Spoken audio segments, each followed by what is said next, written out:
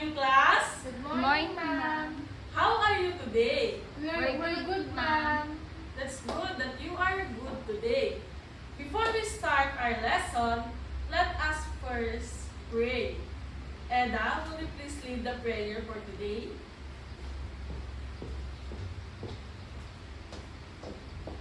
Angel of God, my guardian dear, to whom God's love to makes me here. Every this day, be at my side, light and dark, to live right. Amen. Thank you, Eda. Let's remain standing as we sing a song. Today, we will start our day with singing a song entitled Science Song. Do you know this song? Yes, ma'am. That's nice. Let us all stand up and let us sing.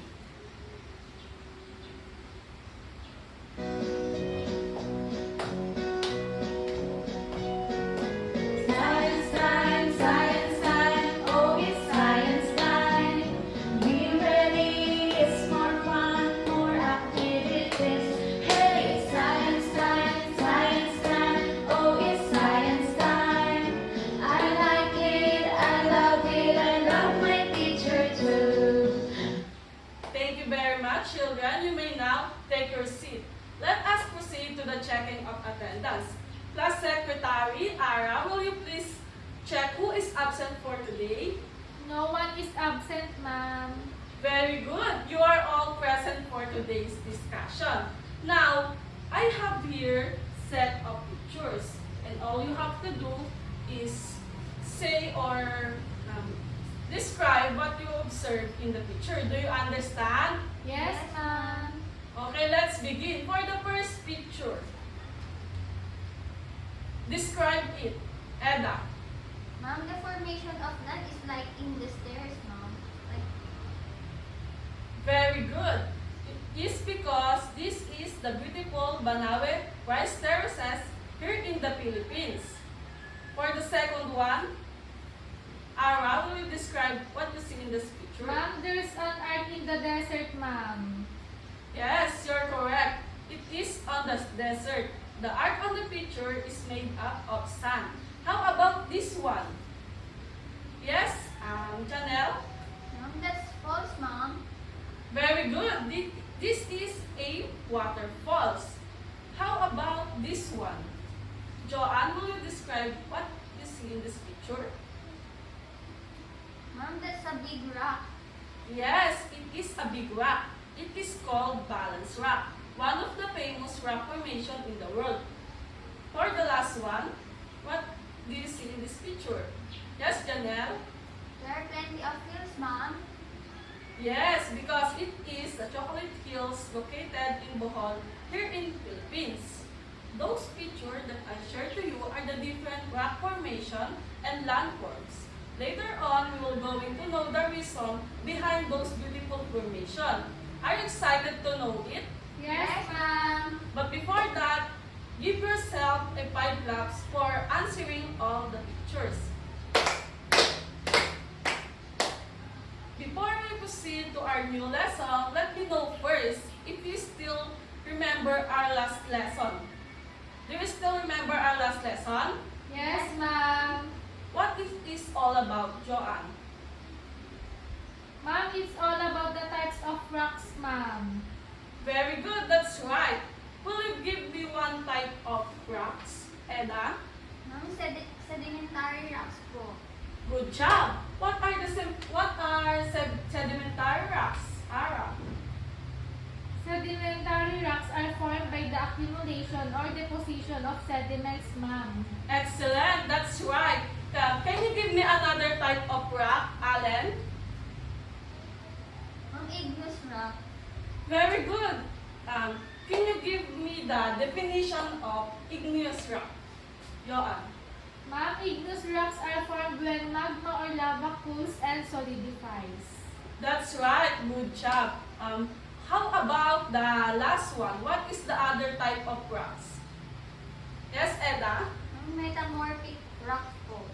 Very good. Who can define metamorphic rock? Ma'am, rocks that are formed when existing rocks are transformed by heat and pressure, ma'am. Very good. It seems that you really understand our lesson. I know that you are all ready to our new lesson. Are you ready to learn our new lesson? Yes, ma'am. That's great. But before that, let me show you this picture. And I want you to observe what you see in this picture. I will give you 1 minute to observe what you see in this picture. And later on, we will going to share what you observed in this picture.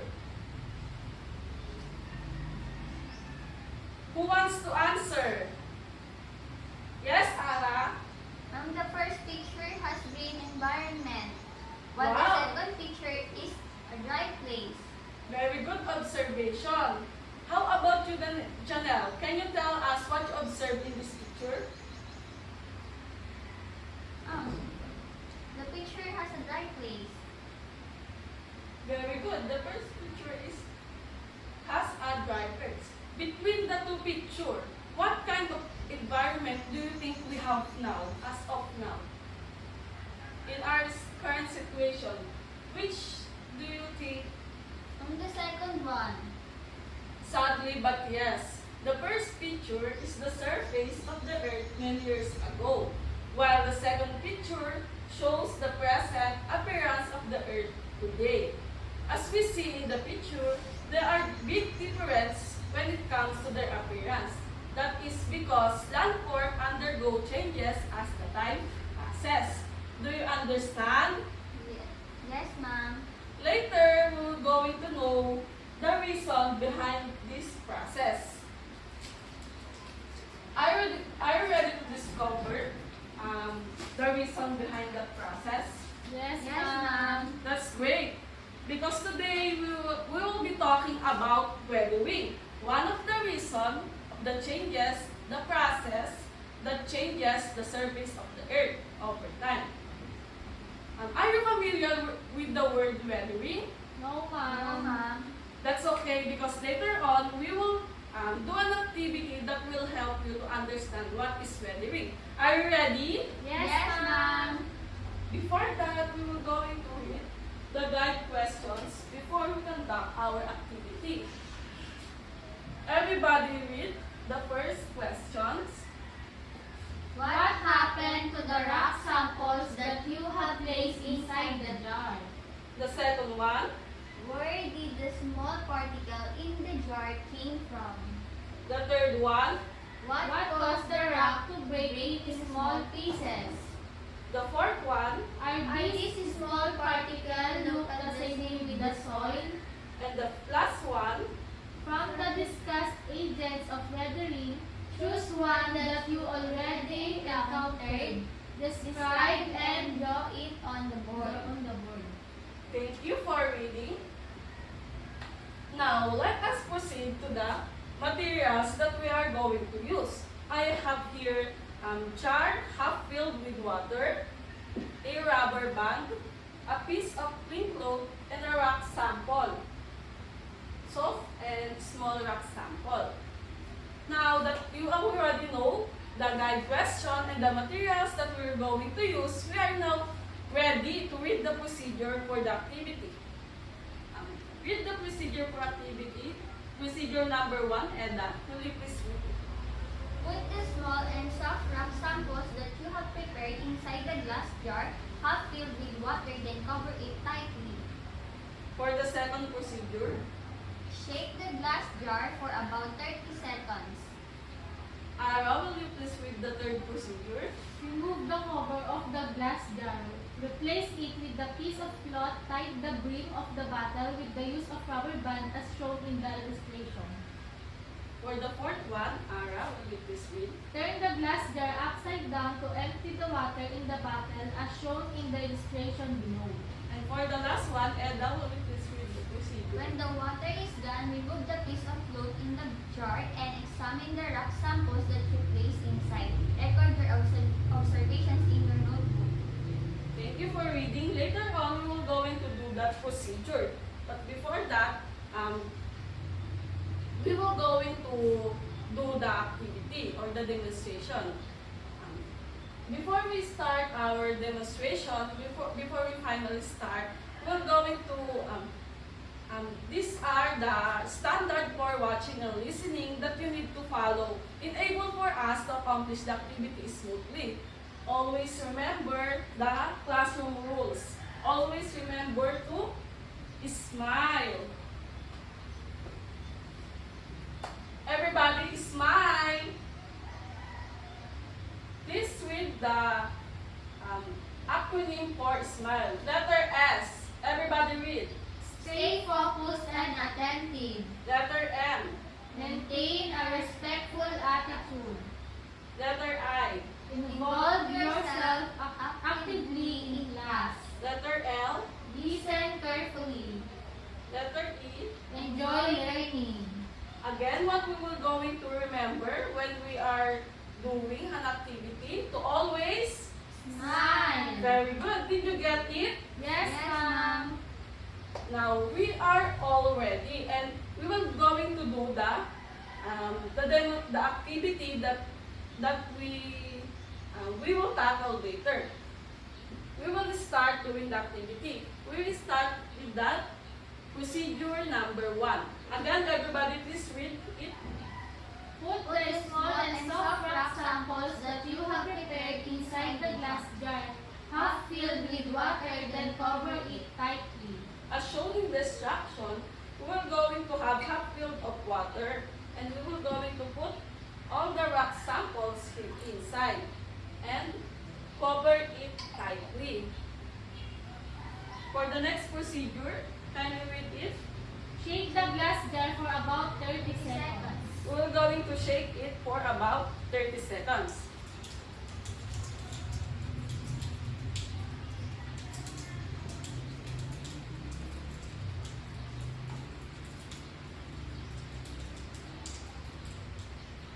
I think it's okay.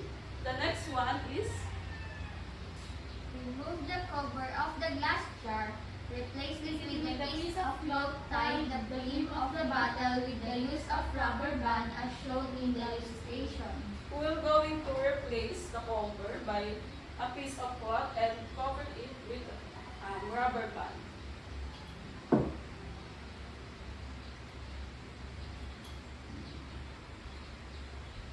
Record your observation as we do our activity. Later on, we will going to answer all of the questions. Okay, that's okay. For the number 4 procedure, can you read it? Turn the glass jar upside down to empty the water in the bottle as shown in the illustration below. Wait for me as I will drain the water inside the jar.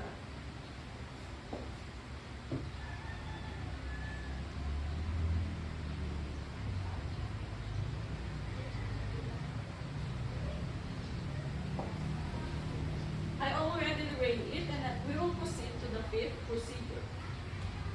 When the water is gone, remove the piece of cloth in the jar and examine the rock samples that you place inside. Record your observation in your notebook.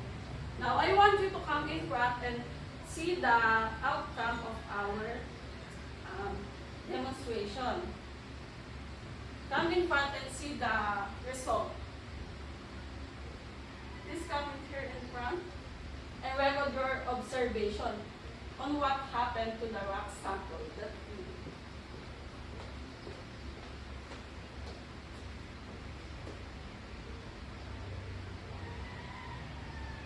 It became small pieces. Okay? Record your observation in your notebook. You may now take your seat. Thank you for participating. Now, we're done conducting our activity. I think you are all ready to answer all of the questions that we ready for today. Are you ready to answer all of the questions? Yes, ma'am. That's great because now we are going to answer the question number 1.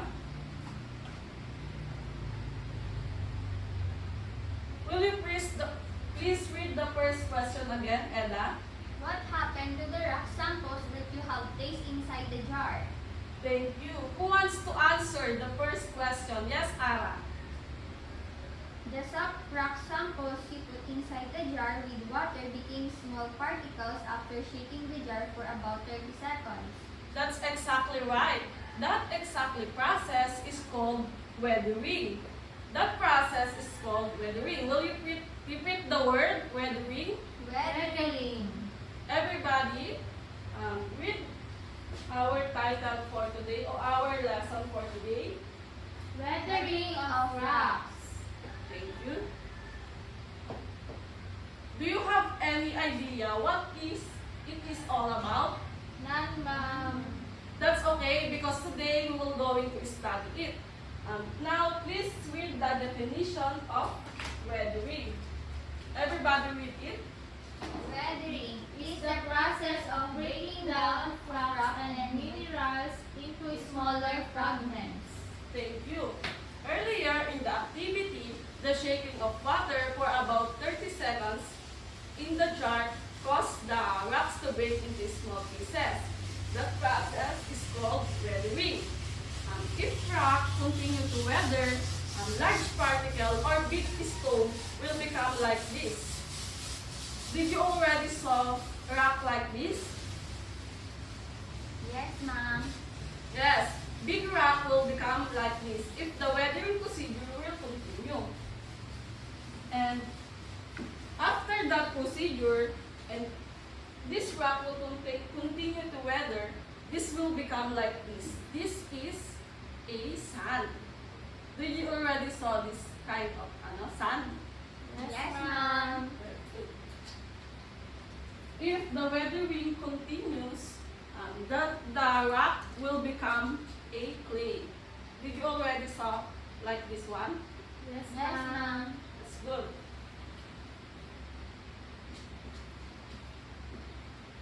For the second question, who will read the second question? Yes, Ara. Where did the small particles in the jar came from? Where did the small particle in the jar came from? Who wants to answer? Yes, Alan. It came from the rocks after it was shaken, it became small particle. Very good. Rocks on the Earth's surface are broken down by the two types of weathering. Do you have any idea what are these two types? Oh, ma'am. That's okay because we will going to know it. The two types of weathering is the mechanical weathering and the chemical weathering. What again are the two types of weathering? Mechanical weathering and chemical weathering. The first one is mechanical weathering. Everybody please read it. Occurs when rocks break into small pieces by physical Forces without affecting its original composition. Thank you. As shown in the picture, as shown in the definition, mechanical weathering is about the physical forces without affecting its original composition. These are the example of mechanical weathering. Mechanical weathering has been observed in the desert area. It is because of the exposure of heat of the sun during daytime, and then cooler temperature at nighttime. This continuous process will lead to this feature, the breaking down of rock into pieces. The second one is the chemical weathering. Please read it, Ella. Chemical weathering occurs when new particles with different chemical composition are formed from rocks. Thank you for reading. This is the example of chemical weathering. We see many results of chemical weathering. In the example of this is the rust that we see and the stains that we see in these rocks. That we will observe this is the result of chemical weathering. Aside from the difference that I've mentioned about mechanical and chemical weathering, what else, based on the picture provided, what else are the difference that do you think? What do you think is the difference between them? Aside from what I mentioned. Yes, Eda. Mechanical weathering only breaks rocks into pieces but nothing changes its composition, while chemical weathering it changes the composition of minerals. That's exactly right. The mechanical weathering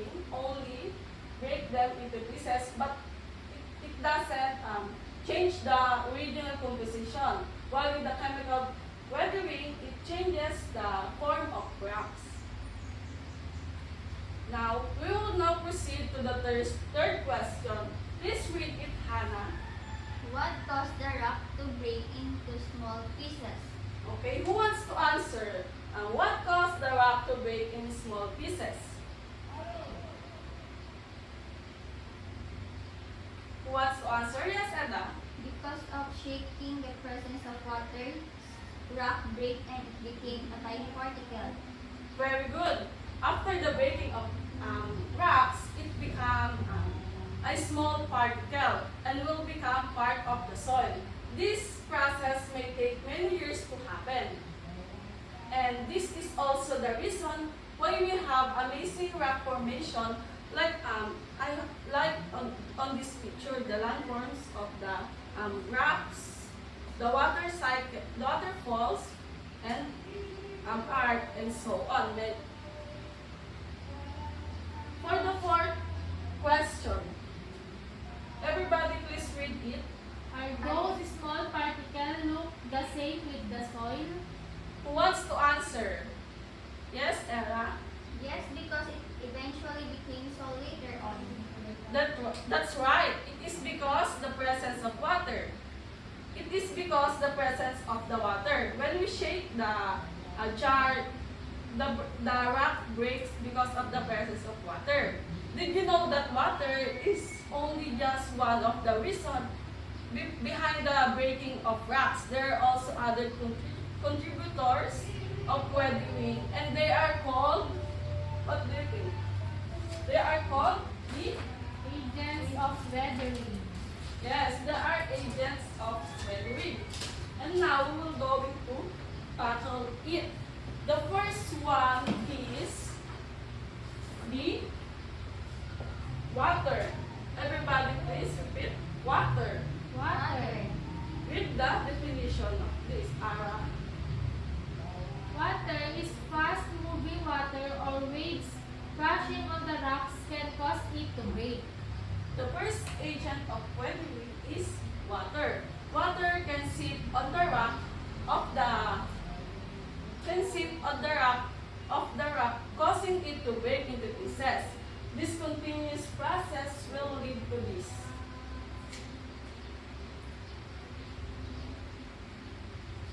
Did you already saw this kind of rocks?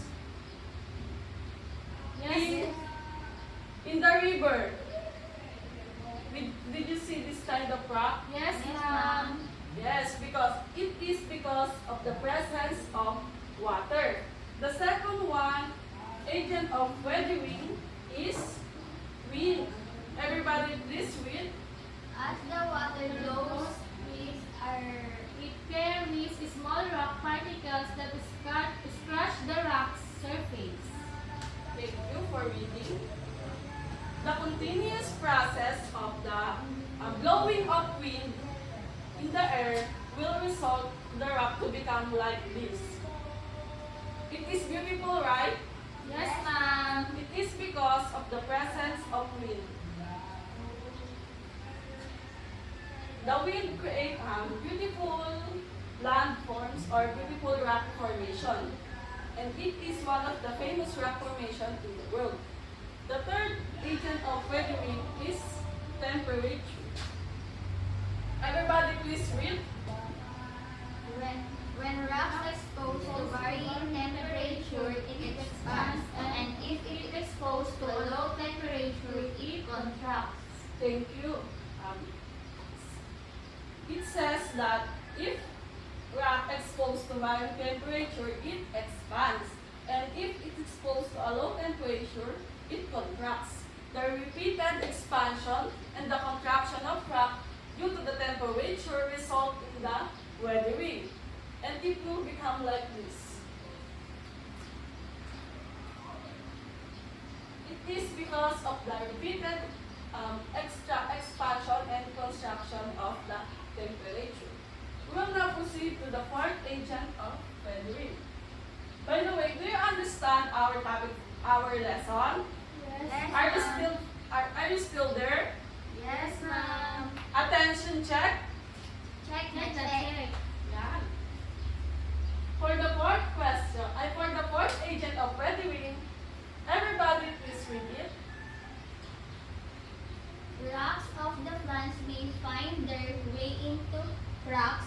It will cause the rock to break apart. Roots of the plant may find their way into crack. It will cause the rock to break apart. Some plants grow in rocks. When they die, they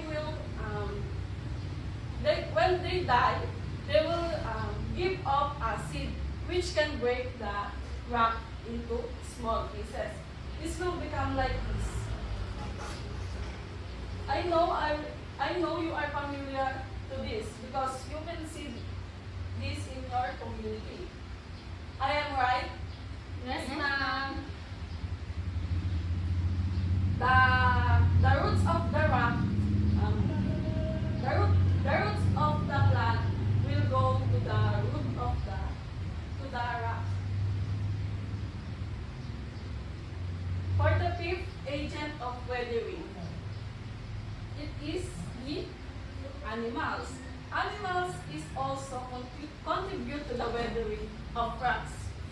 It is because the continuous burrowing of animals will lead into the crack of the rock and make a hole, eventually result on splitting of rocks.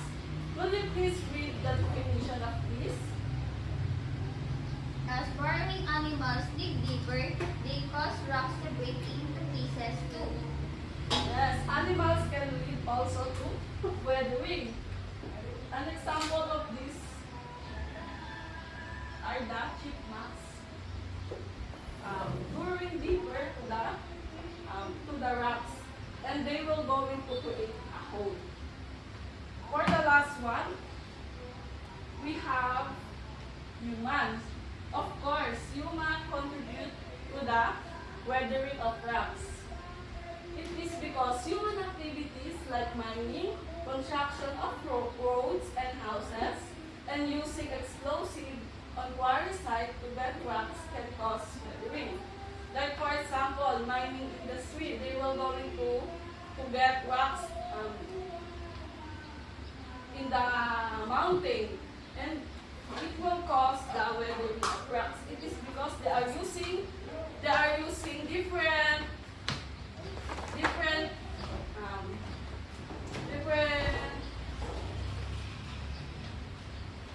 they are using different explosive on quarry sites to get a rock. An example of this is what can you say in this picture? They are mining. What else? There's a backhoe, ma'am. Yes, there's a backhoe, and they use it to mine. Do you understand our lesson?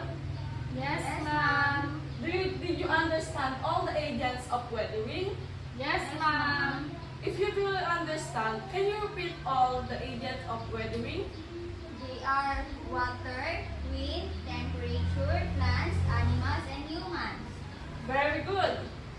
Let us move on to the last and fifth question. Read it, Ara. From the discussed agents of weathering, choose one that you already encountered and describe and draw it on the board. Who wants to answer the question number 5? Yes, Eda. Ma'am, plants, ma'am. I saw a plant grow in between the rocks. It caused the rock to break. Wow, that's correct. Can you draw it on the board? Come in front and draw it on the board.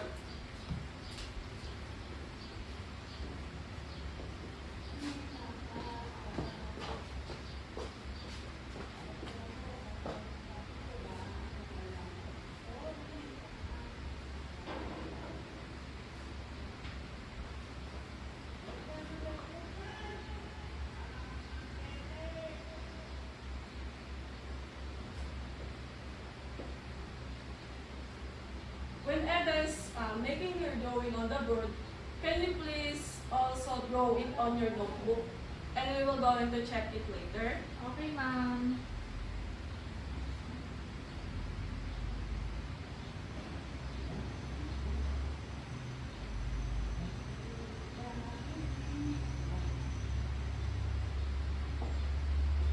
Can you explain what you have drawn in the board?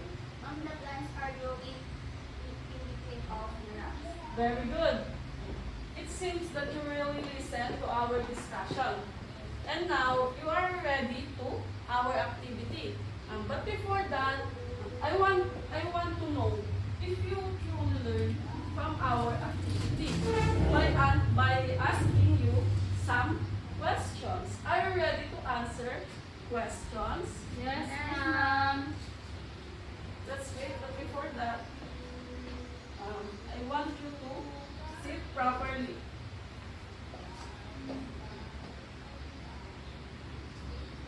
I want you to reflect on this question. What did you learn? Can you share to the class what specific learning you have gained today? Allen? I have learned the different human activities like mining and deforestation that can increase the rate of weathering. Very good. How about the others? What you have learned today? Ara? I have learned that weathering creates unique different land formation all over the world like hills, arches, and waterfalls. Wow, very good. How about the others? Yes, Prisha. Can you share to us what you have learned today?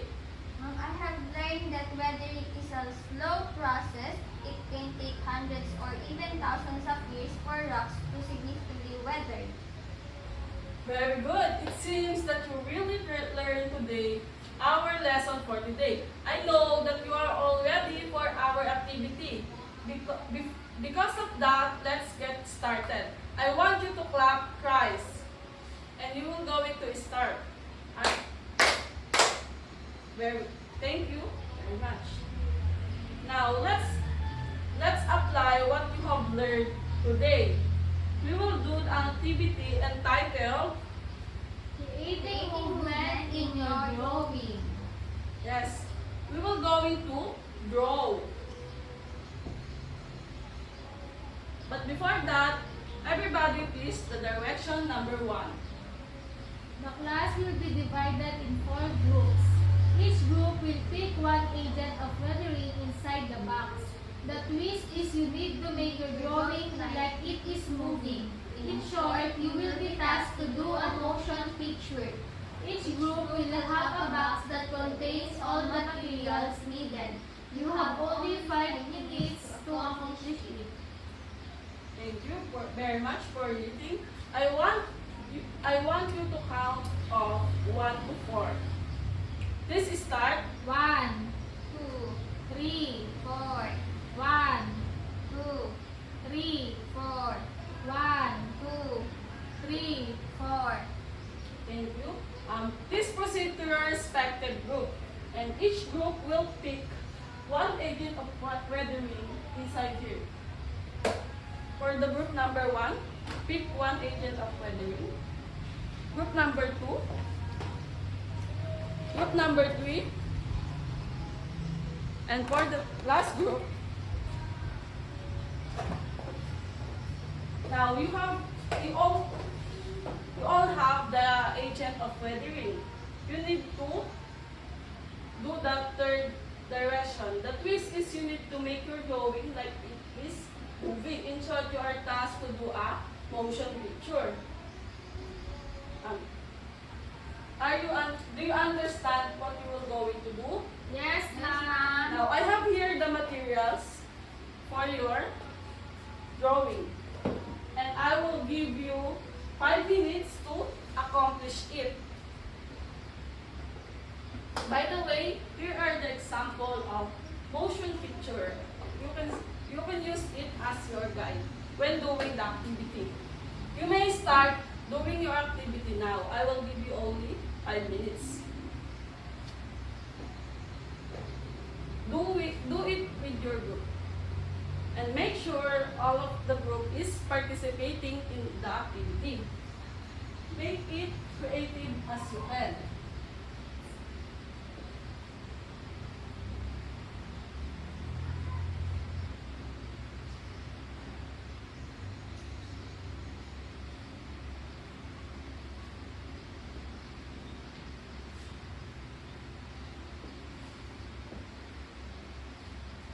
Do it silently.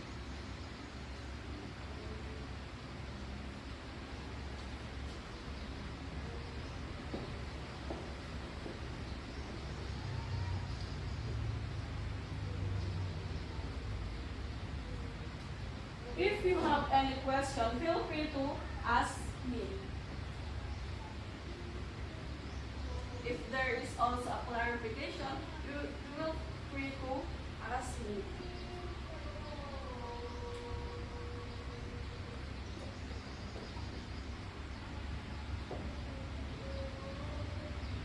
Are you done doing your activity? Not yet, ma'am. Okay, take your time. You only have 2 minutes left.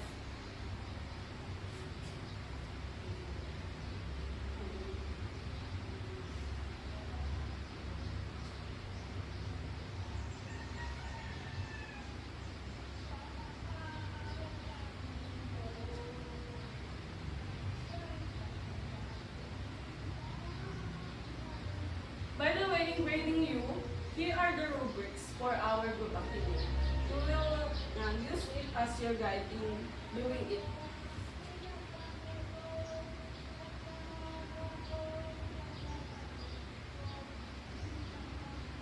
Are you finished? Yes, Yes, ma'am. Very good. Now, I will going to collect your output. And we will going to check it later on. But before we will end our lesson, we will going to have a quiz. It's quiz time.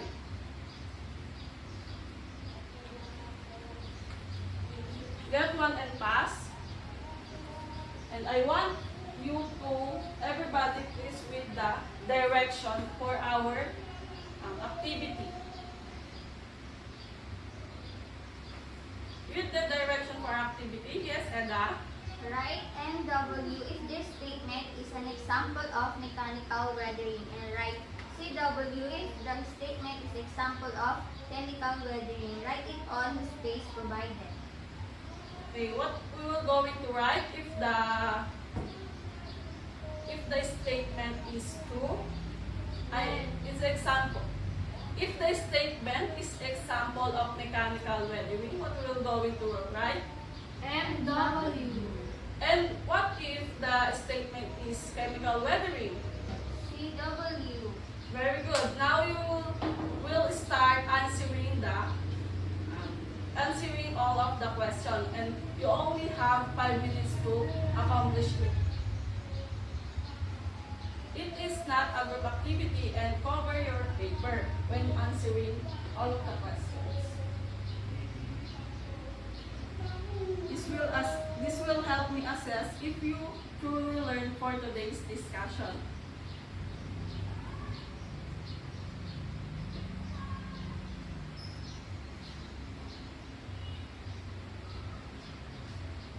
Cover your paper.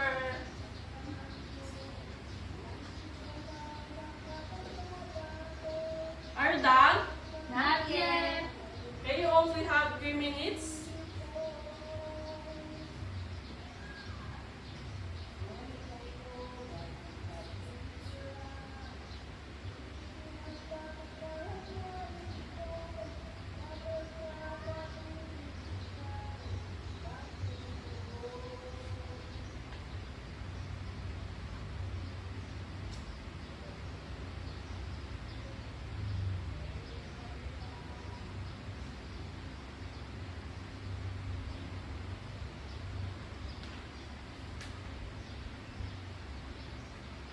Is your quiz is hard?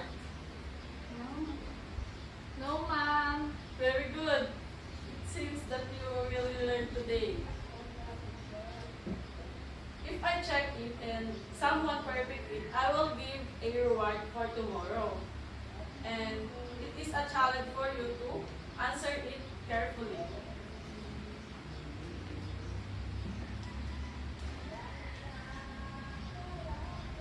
Who wants a reward? Ma'am. Then perfect it. And if no one perfect it, the highest one will get the reward. Yay! Are you done answering? Yes, ma'am. That's great. Now, please pass all the papers here in front. And we will going to check it later. And for our for the last is the assignment. I want you to get your assignment notebook and write your assignment. But before that, please read the direction. In a one whole sheet of paper, place picture of a that undergo the process of weathering and also paste pictures of rocks that did not undergo weathering. Below the picture, explain why do you think it undergo weathering or not. In a one whole sheet of paper, paste a picture of that undergo the process of weathering, and in the other side, paste the picture that did not undergo weathering, and below it, explain why do you think it is undergo weathering or not. Use this as your guide, the template. Everybody, please copy the direction first. You have 1 minute to copy it. Ma'am, Yes, Anna? when we will pass this, ma'am, when we will pass this assignment. Tomorrow, you will going to pass it tomorrow. Okay, ma'am. Do you have any questions in our assignment? None, ma'am. Continue copying our assignment.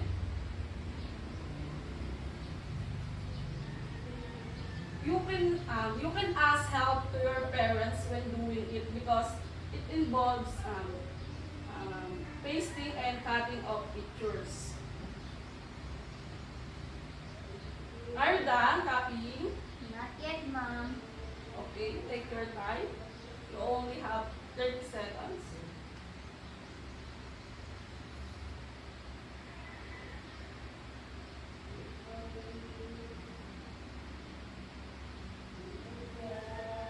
By the way, did you understand the direction? Yes, Yes, ma'am. ma'am. Okay, if you have any questions, Ma'am, I have question. what it is? Can I ask for my elder sister, ma'am, because my mother is working. Yes, In that's Manila. okay. That's okay. Any guardian will can help you in doing that assignment. Okay, ma'am. You can ask help for your sister or your brothers. Ma'am, I have question. What it is? Can I search online for the pictures, ma'am? Of course, you can search and download it online and paste it on your paper.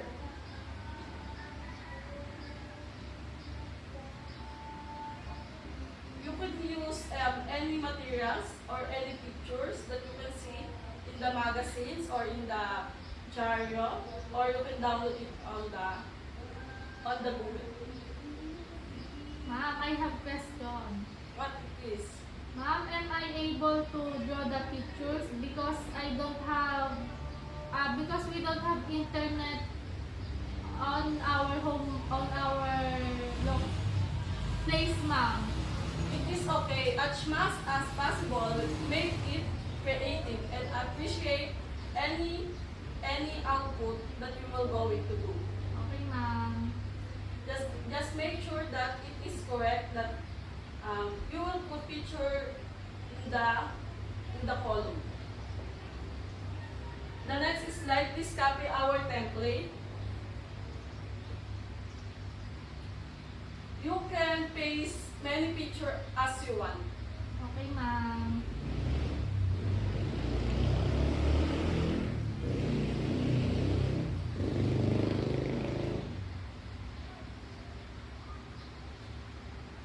Are you done copying? Yes, Yes, ma'am. ma'am. Yes, that's, thank you for participating for today.